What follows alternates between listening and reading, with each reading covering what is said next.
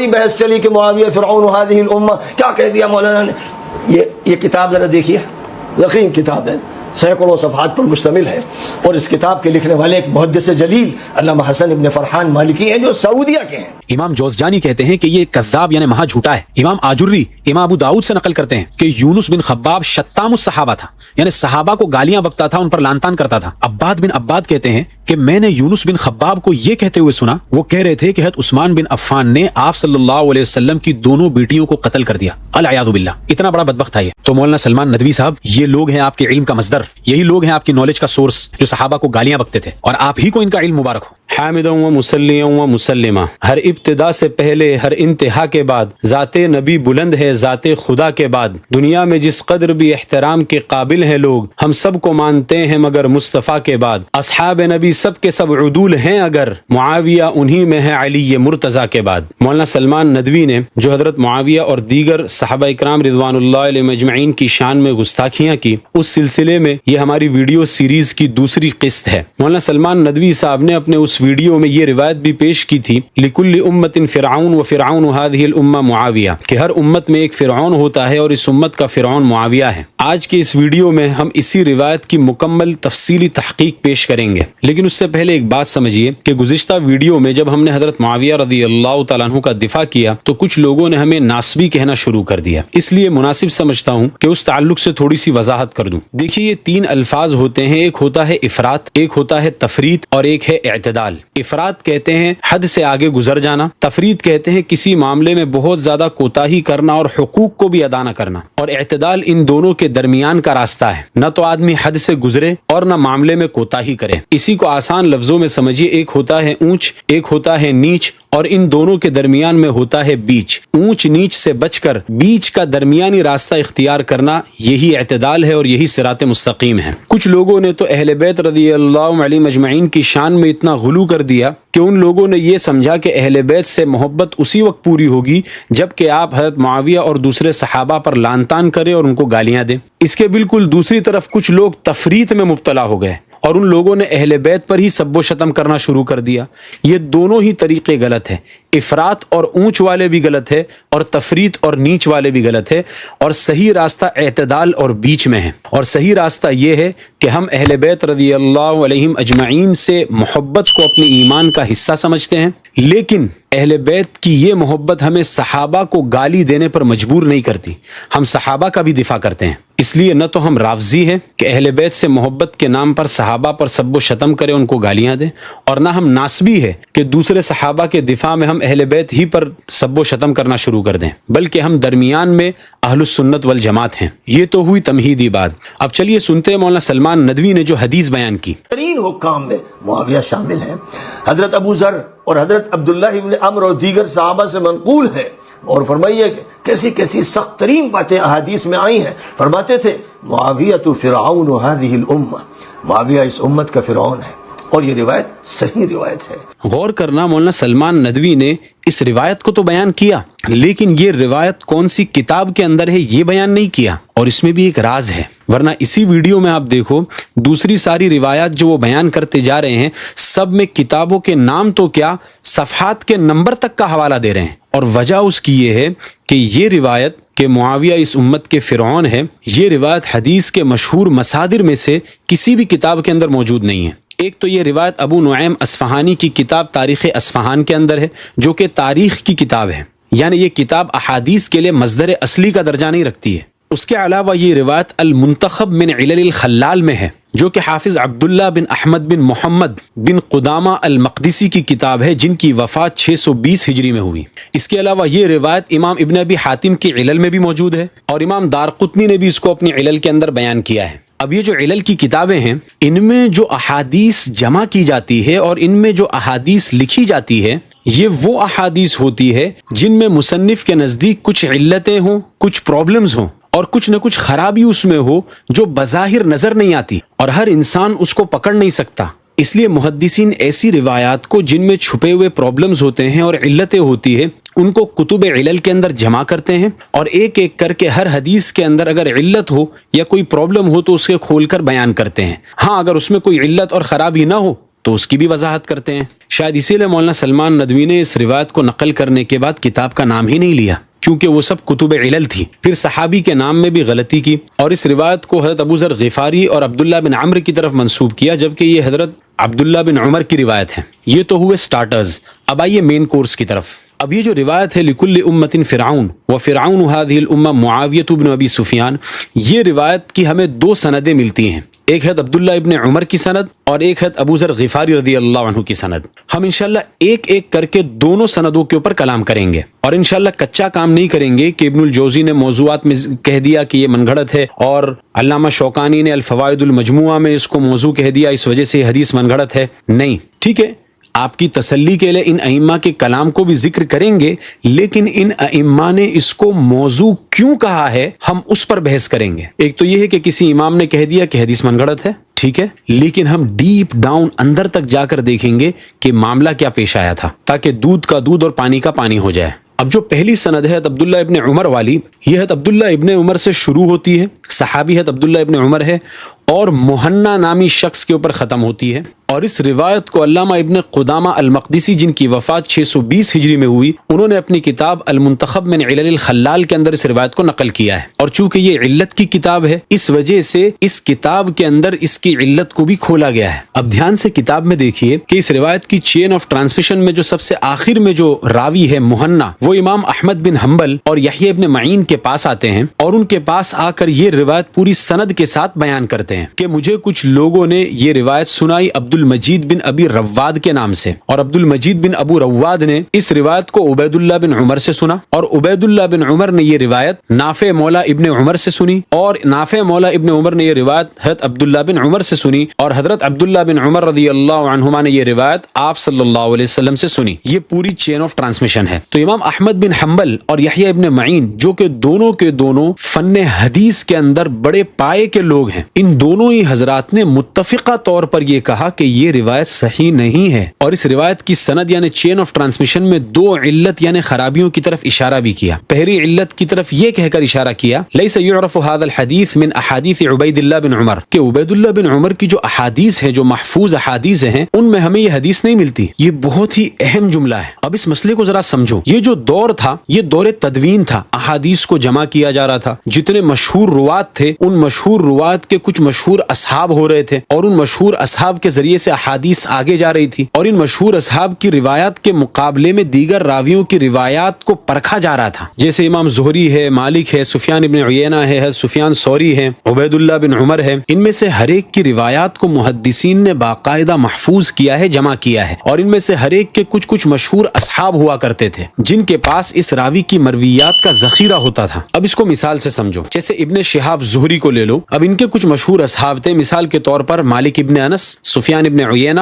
اور معمر بن راشد. اس کے علاوہ بھی اصحاب ہے، لیکن میں مثال کے طور پر 3 ہی بیان کر رہا ہوں. ان لوگوں نے امام زہری کی مرویات کا ایک ذخیرہ اپنے پاس جمع کیا تھا اور امام زہری سے بہت سی احادیث سن رکھی تھی. اب ایک آدمی فار ایگزامپل زید بن بکر، ثقہ راوی، کوئی شک نہیں، بصرہ سے مدینہ منورہ آتے ہیں، امام زہری سے ملاقات کرتے ہیں، ایک دن ان کی خدمت میں رہتے ہیں اور پھر واپس بصرہ چلے جاتے ہیں. بصرہ میں جا کر یہ ایک ایسی روایت امام زہری کا نام لے کر بیان کرتے ہیں کہ وہ روایت زہری کے مشہور اصحاب میں سے کسی کے پاس بھی نہیں ہے. نہ امام مالک نے وہ روایت زہری سے سنی، نہ سفیان ابن عیینہ نے وہ روایت زہری سے سنی، اور نہ معمر بن راشد نے وہ روایت زہری سے سنی. اب زید بن بکر راوی ثقہ ہے، لیکن روایت ایسی بیان کر رہے ہیں کہ زہری کے اصحاب میں سے کسی کے پاس بھی نہیں ہے. اگر ہم آپ جیسے لوگ ہوں گے تو وہ دیکھیں گے کہ اچھا زید بن بکر ثقہ، اس کے اوپر زہری ثقہ، زہری کے اوپر سالم ثقہ راوی ہیں، اس کے اوپر عبداللہ بن عمر تو صحابی ہیں، تو رجالہ ثقات، اور فیصلہ کر دیں گے کہ حدیث صحیح ہے. اور علل کے امام دور سے دیکھ کر ہمیں ہنسیں گے. یہ اتنا آسان نہیں ہے بھائیوں. اب یہ جو سچویشن میں نے بیان کی ہے نا کہ ایک بصرہ کا ایک آدمی زید بن بکر جو کہ ثقہ تھا، اس نے امام زہری کے پاس آ کر ایک دن گزارا اور بصرہ میں جا کر ایک روایت بیان کی جو امام زہری کے مشہور اصحاب کے پاس نہیں ہے. تو محدثین کا طرز یہ ہوتا ہے کہ وہ یہ کہتے ہیں کہ ٹھیک ہے یہ آدمی ثقہ ہے، لیکن سب سے پہلے محدثین یہ سوال اٹھاتے ہیں این اصحاب الزہری من هذا الحدیث، کہ یہ حدیث جو زید بن بکر نامی شخص جو کہ ثقہ ہے وہ بصرہ میں جا کر بیان کر رہا ہے، ایک دن صرف امام زہری کے پاس رہا، تو یہ روایت امام زہری کے مشہور असहाब के पास क्यों नहीं है जो सालों से इमाम ज़ोहरी के पास थे? मालिक बिन अनस है, सुफियान इब्न उयैना है, मामर इब्न राशिद है, इनके पास ये हदीस क्यों नहीं है? एक आदमी बसरा से उठकर मदीना मुनव्वरा आया, इमाम ज़ोहरी के पास एक दिन गुजारा और उसके पास ये रिवायत आ गई। अब इमाम अहमद इब्न हंबल और यहया इब्न मईन का जो ये जुमला था, ये अब समझ में आएगा कि लैसा युअरफु हादल हदीस मिन अहादीस उबैदिल्लाह। अब ये जुमला समझ में आएगा कि उबैदुल्लाह बिन उमर एक मशहूर आदमी थे, उनकी मरवियात को मुहद्दिसीन ने जमा किया और उनके कुछ खास असहाब भी थे जो उबैदुल्लाह बिन उमर से रिवायत करते थे, और उनके पास ये रिवायत है ही नहीं। और उबैदुल्लाह बिन उमर के असहाब में कोई मामूली लोग नहीं थे, बड़े बड़े मुहद्दिसीन थे। देखिए हाफिज इब्न हजर अस्क़लानी रहमतुल्लाह अलैह तहज़ीब तहज़ीब में क्या लिख रहे हैं। हुमैदुन तवील, अय्यूब सख्तियानी, यहया बिन सईद, हम्मादैन, इब्न ज़ैद और इब्न सलमा, सुफियानैन, सौरी और इब्न उयैना, यहाँ तक के हफ्स इब्न ग़ियास और अब्दुल्लाह इब्न मुबारक जैसे लोग थे जिन्होंने इल्म हदीस ही में जिंदगियां लगा दी थी। लेकिन ताज्जुब की बात है कि अब्दुल मजीद बिन अबू रव्वाद के अलावा किसी ने भी ये हदीस उबैदुल्लाह बिन उमर से सुनी ही नहीं। फिर इस पर मजीद ये कि इमाम अहमद इब्न हंबल और यहया इब्न मईन एक इसकी दूसरी इल्लत की तरफ भी इशारा कर रहे हैं कि लम यस्मा अब्दुल मजीद बिन अबी रव्वाद मिन उबैदिल्लाह शैअन, कि अब्दुल मजीद बिन अबू रव्वाद ने उबैदुल्लाह बिन उमर से कोई रिवायत सुनी ही नहीं है। और ये एहतमाल जाहिर कर रहे हैं कि अब्दुल मजीद बिन अबी रव्वाद ने यहाँ पर तदलीस की होगी, किसी इंसान से ये रिवायत सुनी होगी, उसको दरमियान से उड़ा दिया और डायरेक्ट उबैदुल्लाह बिन उमर का नाम लेकर बयान करने लगे। अब यहाँ पर एक अरबी आलिम का जिक्र करना जरूरी है, हसन बिन फरहान मालिकी, जिन्होंने एक रिसाला मुस्तकिल इसी मौजू पर लिखा है, हदीस मुआविया फिरऔन हादिहिल उम्मा। इन्होंने इस किताब के अंदर पूरी कोशिश ये की है कि इस रिवायत को सही करार दें, और इसी किताब को मौलाना सलमान नदवी अपने वीडियो में दिखा रहे हैं और इनकी बहुत तारीफें कर रहे हैं और कह रहे हैं कि इन्होंने शवाहिद पेश किए हैं, मुताबात पेश की हैं और ये रिवायत बिल्कुल सही है। कि ये जो किताब है इस हदीस पर मुआविया फिरऔन हादिहिल उम्मा, इसमें ज़बरदस्त तहकीकात की गई हैं और उनका ये कहना है कि हदीस सही है, वरना कम अज कम दर्जे में हसन। उन्होंने इसके शवाहिद मुतअद्दिद बयान किए हैं, रिजाल पर ज़बरदस्त बहस की है, क्योंकि हसन इब्न फरहान मुतून हदीस पर भी गहरी नज़र रखते हैं और असानीद पर भी गहरी नज़र रखते हैं। इस किताब को ज़रूर पढ़ें और इस हदीस के तुरुक का बहुत तफसील के साथ बयान किया है, मुहाकमा किया है, ज़बरदस्त बहस की है, मुहद्दिसाना बहस की है। तो मैं ये कहता हूँ कि तअद्दुद तुरुक, मुताबात और शवाहिद, इन जुमलों से आप धोखा मत खाना। आमतौर पर तो ऐसा होता है कि किसी ज़ईफ रिवायत की अगर एक और मुताबात मिल जाए तो वो रिवायत कवी हो जाती है, लेकिन ये उसूल कुल्ली नहीं है, बल्कि बाज मर्तबा ऐसा भी होता है कि जितनी ज्यादा मुताबात और शवाहिद आते जाते हैं उस रिवायत का झूठ उतना खुलता चला जाता है। मुहद्दिसीन लिखते हैं कि बसा औकात हम एक रिवायत की 20-20 सनद लिखते थे सिर्फ उस रिवायत के ज़ौफ को खोलने के लिए। अब ये जो आलिम साहब हसन बिन फरहान मालिकी, इनका रिसाला मैंने सरसरी तौर पर देखा, उसमें वो लिखते हैं कि ये जो इमाम अहमद बिन हंबल और यहया इब्न मईन ने कहा ना कि अब्दुल मजीद बिन अबी रव्वाद ने डायरेक्टली उबैदुल्लाह बिन उमर से नहीं सुनी बल्कि इसमें तदलीस की है, बीच में कोई रावी था जिसको उन्होंने साकित कर दिया, तो हसन बिन फरहान मालिकी उसके ताल्लुक से लिखते हैं कि अगर हम मान भी ले कि अब्दुल मजीद बिन अबी रव्वाद ने डायरेक्टली उबैदुल्लाह बिन उमर से नहीं सुना, फिर भी इन दोनों के दरमियान इम्कान लिक़ा तो है, और जब इम्कान लिक़ा साबित हो गया तो इमाम मुस्लिम की शर्त के ऊपर ये रिवायत सही हो गई। तो हमारा जवाब इसके ताल्लुक से ये है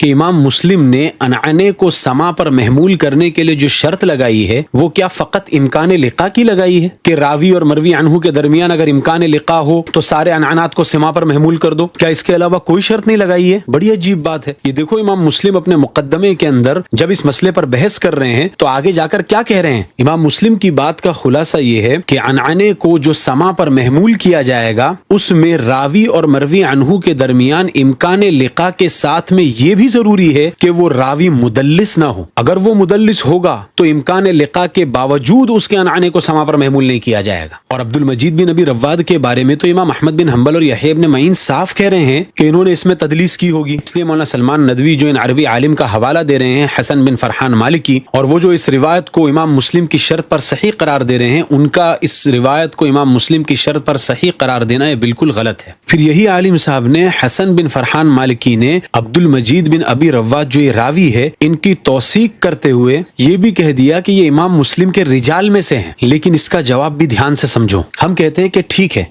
امام مسلم نے ان سے روایات لی ہیں اپنی صحیح مسلم کے اندر، لیکن امام مسلم نے ان کی روایات کو اصالتاً نقل نہیں کیا ہے، بلکہ یہ جو راوی ہے عبد المجید بن ابی رواد، ان کی روایات کو جو امام مسلم لے کر آئے ہیں اپنی صحیح مسلم کے اندر مقروناً بغیرہ ہی لے کر آئے ہیں، یعنی متابعات اور شواہد کے اندر لے کر آئے ہیں۔ اب اصول سمجھیے، وہ راوی جس کی روایت کو صاحب کتاب مقروناً بغیرہ ہی یعنی ایز اے سپورٹ کے طور پر دوسرے راویوں کی روایت کے ساتھ میں ملا کر لاتے ہیں، تو ایسا راوی اگر کسی روایت کو نقل کرنے میں منفرد ہو، تنہا اکیلا روایت کر رہا ہو، تو اس کی یہ روایت قابل قبول نہیں ہوگی، اور آپ یہ نہیں کہہ سکتے ہیں کہ یہ رجال مسلم میں سے ہے اس روایت کے تعلق سے، کیونکہ امام مسلم نے اس کی روایت کو مقروناً بغیرہ ہی ایز اے سپورٹ دوسرے راویوں کی روایت کے ساتھ میں ذکر کیا تھا، تنہا اس کی روایت کو اصل کے طور پر ذکر نہیں کیا تھا۔ اسی طرف اشارہ کرتے ہوئے امام دارقطنی نے عبد المجید بن ابی رواد کے ترجمے میں لکھا ہے هو لا يحتج به ويعتبر به، کہ ان کی روایات سے احتجاج نہیں کیا جائے گا، ہاں متابعات اور شواہد کے اندر استعمال کیا جا سکتا ہے۔ پھر ان کا حال دیکھیے، امام بخاری ان کے بارے میں لکھتے ہیں کہ یہ مرجیہ عقیدے کے تھے۔ علامہ شمس الدین ذہبی اپنی کتاب سیر اعلام النبلاء میں لکھتے ہیں کہ امام ابو داؤد عبد المجید بن ابی رواد کے بارے میں کہتے تھے کہ یہ بدعتیوں کا سردار ہے۔ یعقوب بن سفیان کہتے ہیں مبتدعۃ داعیۃ، یعنی یہ خود تو بدعتی تھے ہی،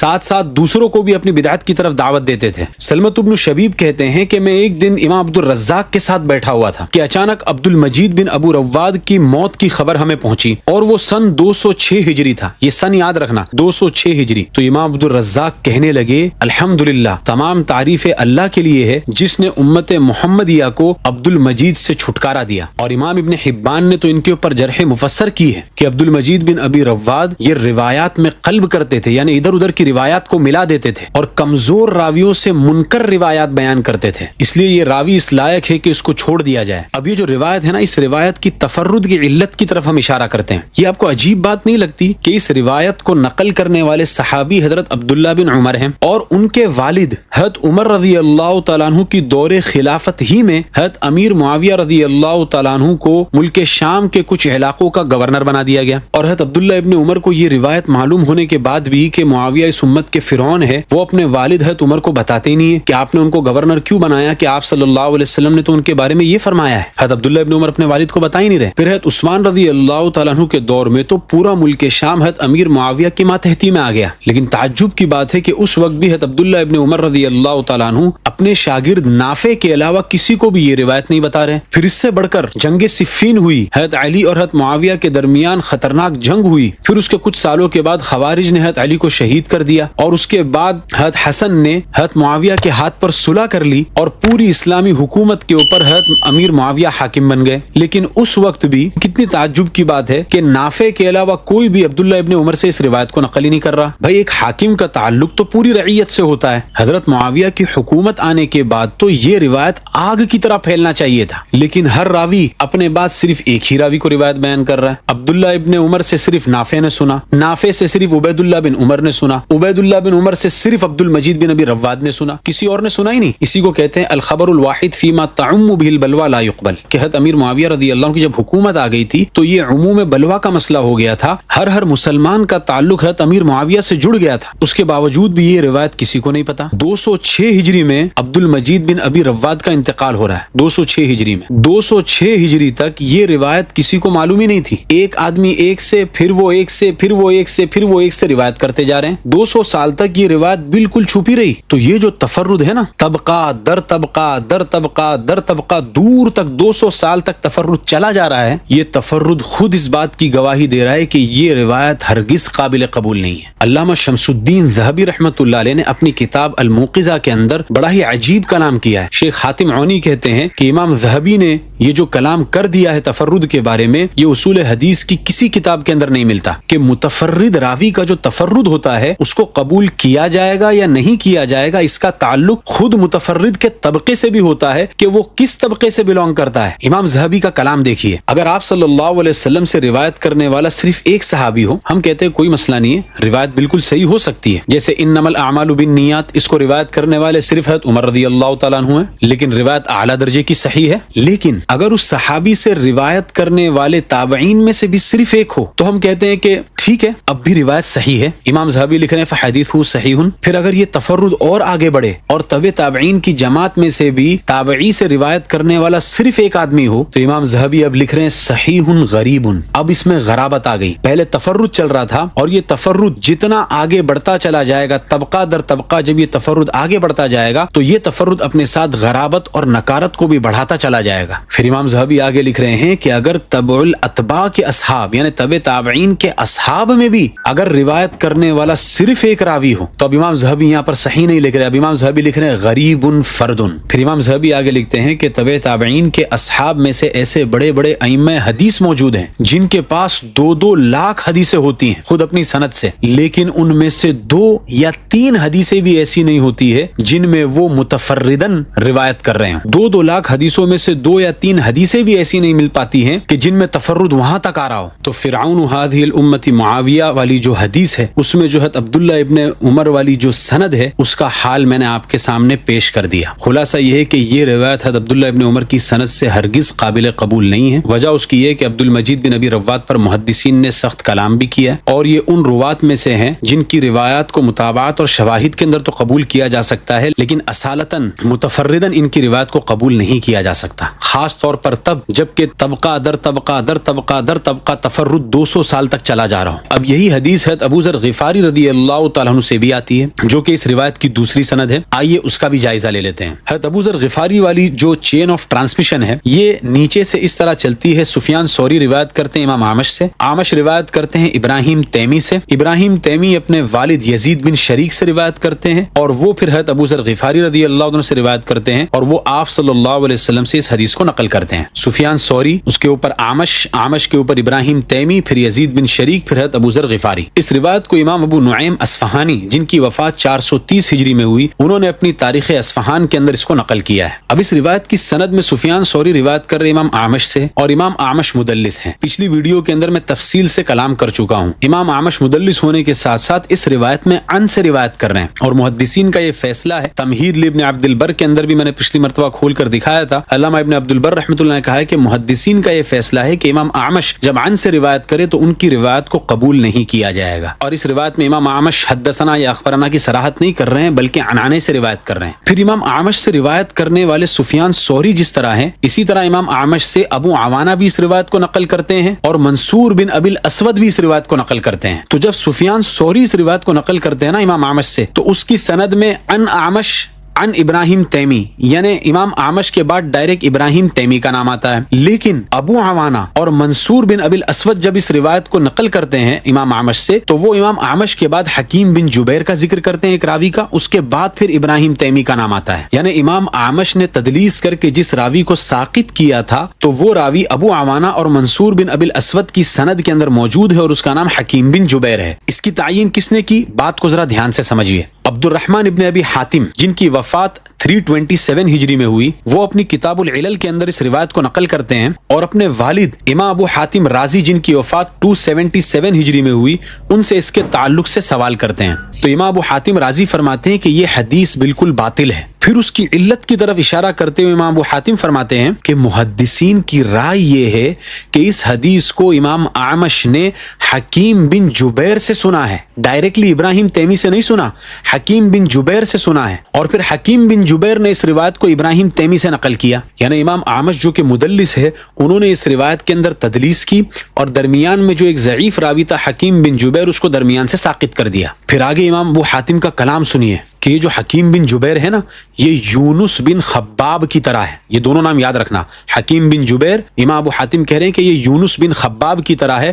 وہو ذاہب فی الضعف یعنی بہت ہی کمزور راوی ہے. پھر امام دارقطنی کی علل دیکھیے. امام دارقطنی بھی وہی فرما رہے ہیں جو امام ابو حاتم رازی نے فرمایا کہ سفیان ثوری جب اس روایت کو نقل کرتے ہیں تو وہ کہتے ہیں ان اعمش ان ابراہیم تیمی ان یزید بن شریک ان ابی ذر غفاری. لیکن ابو عوانہ اور منصور بن ابی الاسود یہ لوگ جب روایت کرتے ہیں تو وہ کہتے ہیں ان اعمش ان حکیم بن جبیر ان ابراہیم تیمی ان یزید بن شریک ان ابی ذر غفاری. پھر آگے امام دارقطنی نے حکیم بن جبیر کو ضعیف الحدیث قرار دیا اور وہ ثواب کہہ کر ابو عوانہ اور منصور کی روایت کو ہی درست قرار دیا اور یہ کہا کہ سفیان ثوری کی جو روایت ہے وہ مرسل ہے اور مرسل سے مراد یہاں پر منقطع ہے. اب یہ جو راوی بیچ میں سے ساقط ہوا تھا حکیم بن جبیر اور دوسرا یونس بن خباب. امام ابو حاتم رازی نے کہا نا کہ حکیم بن جبیر یونس بن خباب کی طرح ہے. تو آؤ ان دونوں کے احوال حافظ ابن حجر اسقلانی کی تہذیب التہذیب سے دیکھتے ہیں. حافظ ابن حجر اسقلانی تہذیب التہذیب میں حکیم بن جبیر کے ترجمے کے نیچے لکھتے ہیں کہ معاذ بن معاذ نے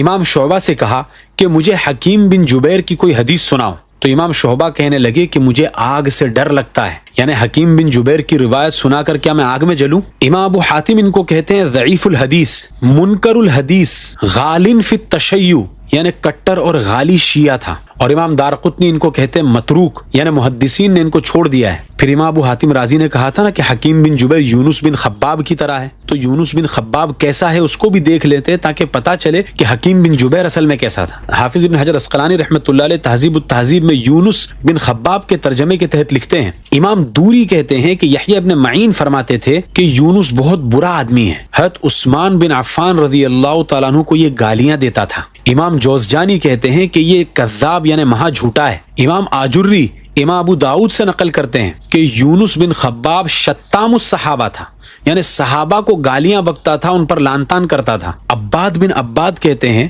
کہ میں نے یونس بن خباب کو یہ کہتے ہوئے سنا، وہ کہہ رہے تھے کہ حضرت عثمان بن عفان نے آپ صلی اللہ علیہ وسلم کی دونوں بیٹیوں کو قتل کر دیا. العیاذ باللہ، اتنا بڑا بدبخت تھا یہ یونس بن خباب. اور امام ابو حاتم رازی کہہ رہے ہیں کہ حکیم بن جبیر یونس بن خباب کی طرح ہے. تو مولانا سلمان ندوی صاحب، یہ لوگ ہیں آپ کے علم کا مصدر، یہی لوگ ہیں آپ کی نالج کا سورس. آپ کی سورس آف دا نالج جو ہے نا، یہ لوگ ہیں جو صحابہ کو گالیاں بکتے تھے، اور آپ ہی کو ان کا علم مبارک ہو. تو یہ دوسری سند جو ہے ابو ذر غفاری رضی اللہ تعالیٰ عنہ والی تھی، یہ سند بھی حضرت عبداللہ ابن عمر والی سند کی طرح ہی ناقابل قبول ہے، مردود ہے، اس کو ہرگز قبول نہیں کیا جا سکتا.